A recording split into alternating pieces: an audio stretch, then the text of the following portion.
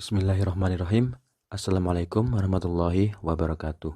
Untuk mencapai sebuah kebahagiaan, maka diperlukan pengorbanan.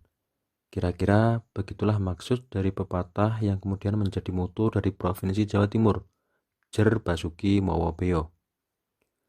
Pengorbanan bisa berupa tenaga, waktu, dan biaya.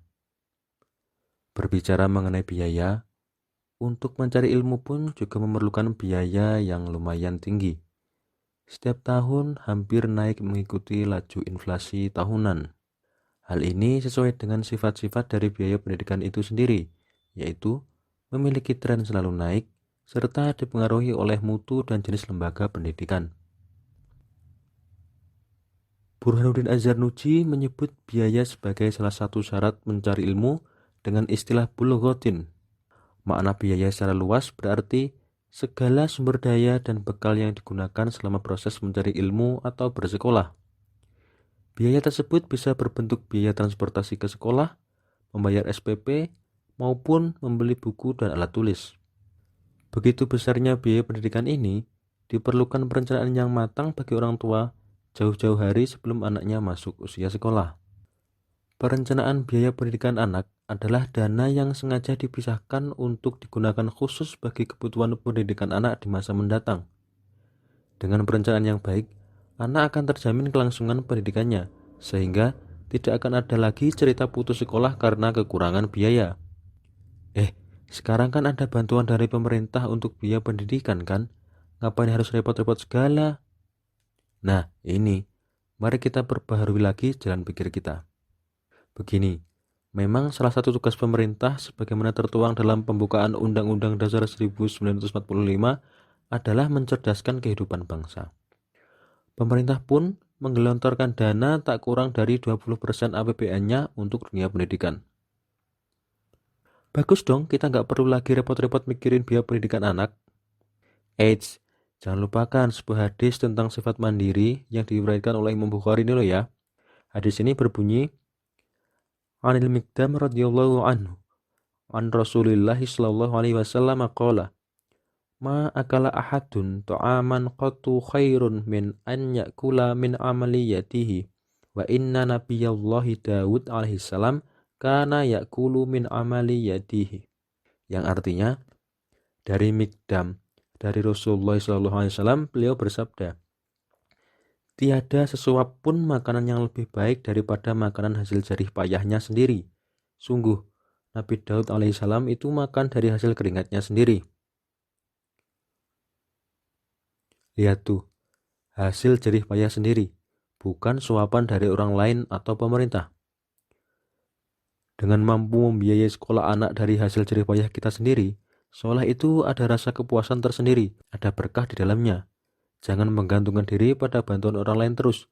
Malu kan seharusnya. Lagipun, Rasul menganjurkan umatnya untuk mandiri kan? Langkah pertama dalam merencanakan biaya pendidikan anak adalah mengetahui jumlah biaya total untuk jenjang pendidikan yang ingin dicapai. Saya kasih contoh keluarga Pak Amir. Ingin menyekolahkan anaknya hingga menjadi seorang sarjana teknik informatika. Pak Amir harus mencari-cari informasi tentang biaya kuliah teknik informatika. Misalnya didapati jumlah 150 juta rupiah untuk tahun ini di sebuah perguruan tinggi negeri. Langkah kedua adalah menentukan jumlah tabungan rutin yang harus dibayarkan setiap bulan atau satuan waktu yang lain.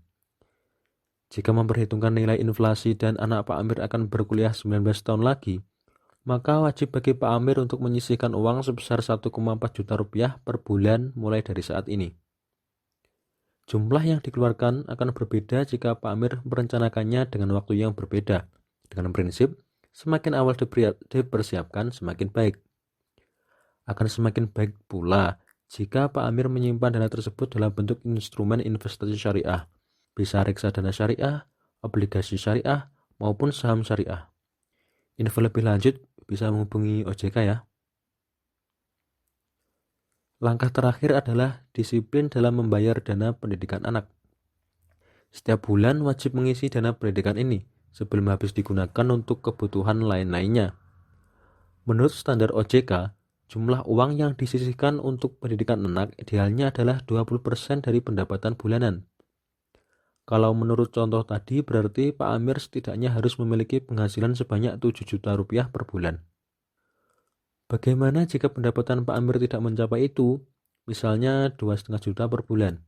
Apa yang harus dilakukan oleh Pak Amir? Pertama, Pak Amir harus bekerja ekstra untuk mencapai penghasilan itu, sembari tetap menabung sejumlah 20% dari gaji bulanannya. Kedua, jika usaha Pak Amir tidak berhasil meningkatkan pendapatannya, maka Pak Amir harus menekan pengeluaran tersiernya, seperti membeli kendaraan di luar kebutuhan, membangun rumah dengan megah, berpesiar ke tempat mahal, dan lain sebagainya selama 19 tahun itu. Terakhir, jika tidak berhasil juga, maka Pak Amir termasuk pada golongan yang berhak mendapat bantuan pendidikan. Untuk saat ini, terkenal ada program bidik misi dari pemerintah untuk bantuan pendidikan tinggi. Nah, menjelang anaknya kuliah nanti, Pak Amir harus mengikuti program ini dengan menyertakan bukti bahwa dia benar-benar berhak menerimanya. Dengan demikian, Pak Amir tidaklah berpangku tangan menunggu uluran tangan dari pemerintah untuk membiayai sekolah anaknya. Dia berusaha semaksimal mungkin untuk mendapatkan penghasilan yang layak demi mencukupi kebutuhan keluarganya. Apabila setelah berusaha sekeras mungkin ini masih tidak juga berhasil, maka disinilah peran pemerintah untuk membantu Pak Amir. Apa yang dilakukan oleh Pak Amir merupakan buah perwujudan dari hadis yang saya sebutkan tadi, sekaligus dalam rangka menjalankan anjuran Allah Subhanahu wa taala yang termaktub dalam Quran surat An-Nisa ayat 9 yang berbunyi, wal yakhshal ladzina law taraku min khalfihim dzurriyyatan dhi'afan khafu 'alaihim falyattaqullaha wal yaqulu qawlan sadida. Ayat ini berisi anjuran agar tidak meninggalkan keturunan kita dalam keadaan kekurangan. Salah satu cara untuk mencegah kekurangan dan memiliki tingkat kesejahteraan yang baik pada masa ini adalah dengan memperoleh pendidikan yang baik. Demikianlah sikap seharusnya orang tua terhadap anak, yaitu merencanakan dan mempersiapkan biaya pendidikan bagi si anak sebaik mungkin, yang pada gilirannya nanti membantu anak dalam meraih masa depan, tidak seenak sendiri dalam membangun keluarga, melainkan penuh dengan perhitungan yang cermat agar tidak menyengsarakan keturunannya nanti. Demikianlah pada video kali ini. Mudah-mudahan apa yang saya sampaikan memberikan manfaat bagi kita semua. Wassalamualaikum warahmatullahi wabarakatuh.